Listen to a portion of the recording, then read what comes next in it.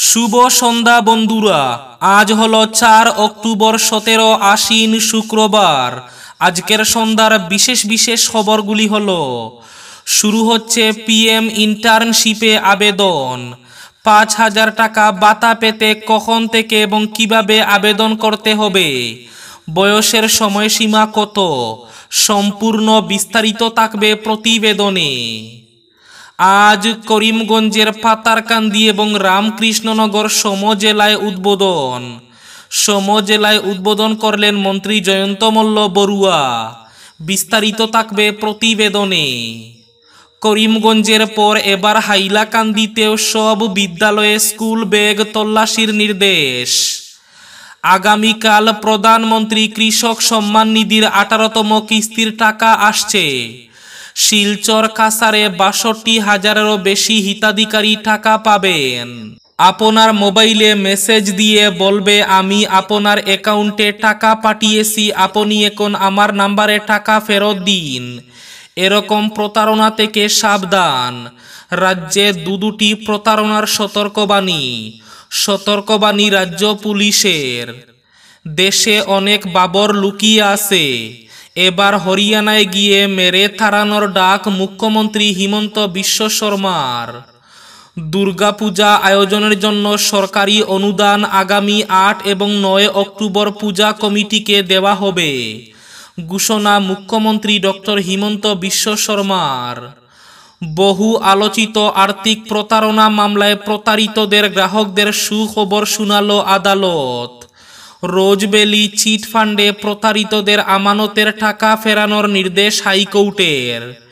এবং শেষ খবরটি, রাজ্যের সংখ্যালঘুদের কাছে কংগ্রেসই একমাত্র ভরসা, মত শিলচরের সভায়। তাহলে বিস্তারিত খবরে যাওয়ার আগে অবশ্যই ভিডিওটিতে একটি লাইক করে চ্যানেলটি সাবস্ক্রাইব করে পাশের বেল আইকনটি বাজিয়ে রাখবেন এবং ফেসবুক পেজটি ফলো করে ভিডিওটি অবশ্যই শেয়ার করবেন, যাতে সঠিক তথ্যগুলো সবার কাছে পৌঁছাতে পারে।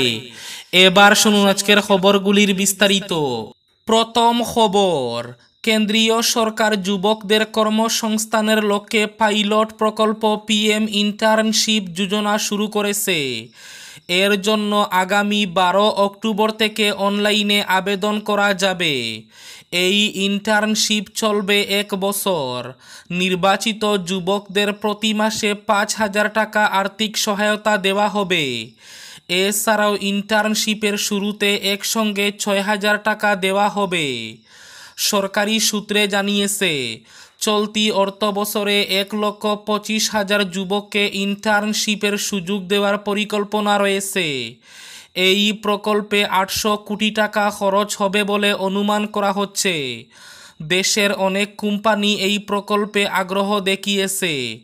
সম্প্রতি ট্রাভেল বুকিং প্ল্যাটফর্ম ইজি মাই ট্রিপ আগামী 3 থেকে 6 মাসের মধ্যে 500টিরও বেশি ইন্টার্ন নিয়োগ করার ঘোষণা করেছে। 12 অক্টোবর মধ্যরাত থেকে যুবকরা এই স্কিমের জন্য আবেদন করতে পারবেন। এদিকে 10 অক্টোবরের মধ্যে কোম্পানিগুলি তাদের চাহিদা অনুযায়ী ইন্টার্নশিপ সম্পর্কে তথ্য দেবে। পিএম ইন্টার্নশিপে আগ্রহী প্রার্থীরা 12 অক্টোবর মধ্যরাত থেকে www.pminternship.mca.gov.in এই ওয়েবসাইটে নিবন্ধন করতে পারবেন। সংক্ষিপ্ত তালিকাভুক্ত প্রার্থীদের তালিকা 26 অক্টোবরের মধ্যে কোম্পানিগুলোকে দেওয়া হবে। সরকার এই পোর্টালে নিবন্ধনের জন্য বিজয়া দশমীর শুভ দিনটিকে বেছে নিয়েছে। এখনো পর্যন্ত 111টি কোম্পানি এই প্রকল্পে যোগ দিয়েছে। সরকারের কাছ থেকে পাওয়া তথ্য অনুযায়ী পিএম ইন্টার্নশিপ স্কিমের সুবিধাগুলি পেতে প্রার্থীর বয়সসীমা 21 থেকে 24 বছরের মধ্যে নির্ধারণ করা হয়েছে। এছাড়া পরিবারের বার্ষিক আয় 8 লাখের বেশি হওয়া উচিত নয়। বর্তমানে যারা আনুষ্ঠানিক ডিগ্রি কোর্স বা চাকরি করছেন তাদের এই প্রকল্পের সুবিধা দেওয়া হবে না। করিমগঞ্জ জেলার রামকৃষ্ণনগর এবং পাতারকান্দি কেন্দ্রের সমজেলা কার্যালয়ের উদ্বোধন করলেন মন্ত্রী জয়ন্ত মল্ল বড়ুয়া। আজ শুক্রবার প্রথমে তিনি রামকৃষ্ণনগরে উপস্থিত হয়ে পূজা পাঠের মাধ্যমে সমজেলার কার্যালয়ের উদ্বোধন করেন। সে সময় মন্ত্রীর সঙ্গে উপস্থিত ছিলেন সাংসদ কৃপানাথ মালা, বিধায়ক বিজয় মালাকার, সমজেলার দায়িত্বপ্রাপ্ত আধিকারিক ধ্রুবজ্যোতি দেব প্রমুখ। আজ এ উপলক্ষে রামকৃষ্ণনগর খেলার মাঠে এক বিশাল সভার আয়োজন করা হয়। রাজকীয় সম্মানে সভাস্থলে মন্ত্রীকে নিয়ে যাওয়া হয়। মন্ত্রী জয়ন্ত মল্ল বড়ুয়া রাতাবাড়ির জনগণের উদ্দেশ্যে বলেন, এখন থেকে বিধানসভা কেন্দ্রের লোক এই কার্যালয়ে সকল সুবিধা উপভোগ করতে পারবেন। আজ পাতারকান্দিতেও সমাজ জেলার সমজেলা কার্যালয় উদ্বোধন করেন মন্ত্রী জয়ন্ত মল্ল বড়ুয়া। খুশির জোয়ার বইছে পাতারকান্দি রামকৃষ্ণনগরে। আগামীকাল প্রধানমন্ত্রী কৃষক সম্মান নিধির কিস্তির টাকা আসছে। আগামীকাল 18তম কিস্তির টাকা পাবেন বরাকের কৃষকরাও। প্রধানমন্ত্রী নরেন্দ্র মোদী মহারাষ্ট্রের ওয়াসিম থেকে সরাসরি ব্যাংকে স্থানান্তরের মাধ্যমে দেশের প্রধানমন্ত্রী কিষাণ সম্মান নিধির অধীনে সুবিধাভোগী কৃষকদের 18তম কিস্তি ইলেকট্রনিক মাধ্যমে সরাসরি তাদের ব্যাংক অ্যাকাউন্টে বিতরণ করবেন। এদিন মহারাষ্ট্রের ওয়াসিমে প্রধানমন্ত্রী নরেন্দ্র মোদী এক কৃষি সম্মেলনে অংশ নেবেন। এতেই তিনি 2000 টাকা করে কৃষকদের অ্যাকাউন্টে ট্রান্সফার করবেন। কাছাড়ের 62,000-এরও বেশি কৃষক 11 কোটি টাকারও অধিক অর্থ নিজেদের খাতায় লাভ করবেন বলে জানিয়েছেন জেলা কৃষি অফিসার ডক্টর AR আহমেদ। প্রধানমন্ত্রী নরেন্দ্র মোদী এই অনুষ্ঠান আগামীকাল বেলা 12টায় শুরু হওয়ার কথা রয়েছে। লোকসভা ভোটে ধুবড়ীতে 10 লক্ষের অধিক ভোটে পরাজিত হয়েছেন AIUDF-এর সভাপতি বদরুদ্দিন আজমল। এতে প্রমাণিত যে রাজ্যের সংখ্যালঘু ভোট আর AIUDF-এর সঙ্গে নেই। এই মুহূর্তে সংখ্যালঘু মানুষের কাছে একমাত্র বিকল্প হচ্ছে কংগ্রেস, কারণ অন্য কোনো রাজনৈতিক দল সংখ্যালঘুদের প্রত্যাশা পূরণে ব্যর্থ। সংখ্যালঘুদের সুরক্ষা এবং নিরাপত্তার প্রশ্নেও কংগ্রেস আপোষহীন। তাই অসমের সংখ্যালঘুরা লোকসভা ভোটে কংগ্রেসের উপর অকৃত্রিম ভরসা রেখেছেন। বৃহস্পতিবার শিলচর কংগ্রেসের সংখ্যালঘু ডিপার্টমেন্টের বর্ধিত কার্যকরী কমিটির এক সভায় একথা বলেছেন শিলচর কংগ্রেসের মাইনরিটি ডিপার্টমেন্টের চেয়ারম্যান আনসার হোসেন বরলস্কর। করিমগঞ্জের পর এবার হাইলাকান্দিতেও স্কুল ব্যাগ তল্লাশির নির্দেশ। হাইলাকান্দি জেলায়ও সব ধরনের বিদ্যালয়ে পড়ুয়াদের ব্যাগ ও পকেট তল্লাশি চালানোর নির্দেশ জারি করেছেন স্কুল পরিদর্শক। হাইলাকান্দির স্কুল পরিদর্শক তাপস দত্ত 3 অক্টোবর এক নির্দেশ জারি করে বলেছেন, ইদানিং লক্ষ্য করা গেছে একাংশ স্কুল পড়ুয়া স্কুল চলাকালীন ব্যাগ পকেটে অনভিপ্রেত সামগ্রী নিয়ে যায়। এই অনভিপ্রেত সামগ্রী বিদ্যালয়ের নীতি নিয়মের বাইরে। এতে বিদ্যালয়ের সুষ্ঠু পরিবেশ নষ্ট হয়। হাইলাকান্দির স্কুল পরিদর্শক তাপস দত্ত নোটিশে আরও বলেছেন, স্কুলে প্রবেশের সময় সব শিক্ষার্থীর ব্যাগ পকেট তল্লাশি করতে হবে প্রতিদিন। আগ্নেয়াস্ত্র, ধারালো অস্ত্র বা কোনো নেশাজাতীয় সামগ্রী, তরল জাতীয় গুটকা, তামাক, সিগারেট ইত্যাদি রয়েছে কিনা তা পরীক্ষা করে দেখতে হবে শিক্ষকদের।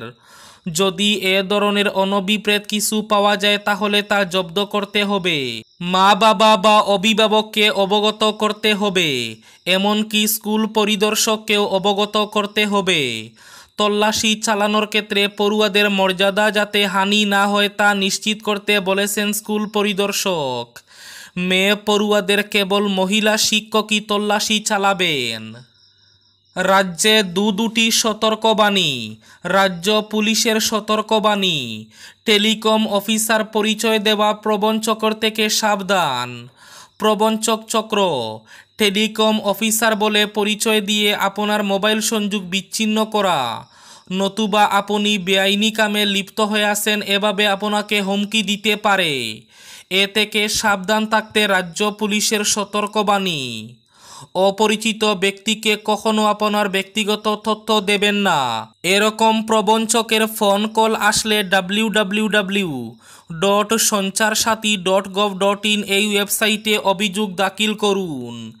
এদিকে আরও একটি ভয়াবহ প্রতারণা।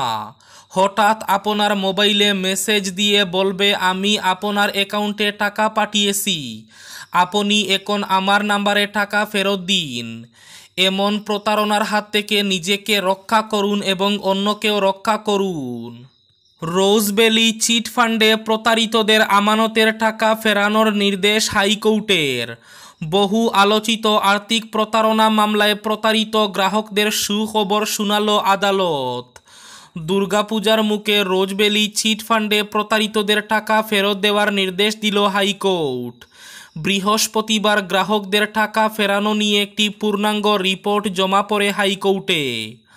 রোজভ্যালির বাজেয়াপ্ত সম্পত্তি বিক্রি করে আমানতকারীদের টাকা ফেরাতে সিদ্ধান্ত দিয়েছে আদালত। 7,034 জন আমানতকারীকে, যাদের 10,200 টাকা পর্যন্ত প্রাপ্য ছিল, তাদের টাকা ফেরানো হয়েছে। দেশে অনেক বাবর লুকিয়ে আছে, মেরে তাড়ানোর ডাক মুখ্যমন্ত্রী হিমন্তের। এবার হরিয়ানা বিধানসভা নির্বাচনের প্রচার অভিযানে কংগ্রেসের উপর জোরদার হামলা করলেন মুখ্যমন্ত্রী হিমন্ত।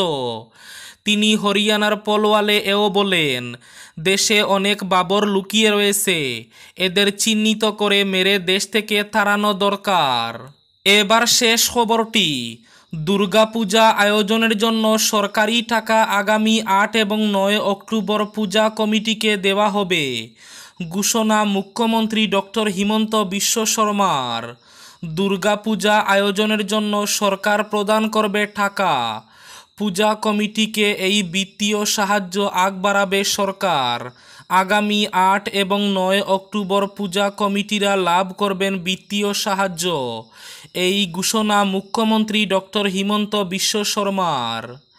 এই ছিল আজকের সন্ধ্যার বিশেষ খবরগুলি। ভিডিওটি অবশ্যই লাইক করে শেয়ার করে দেবেন।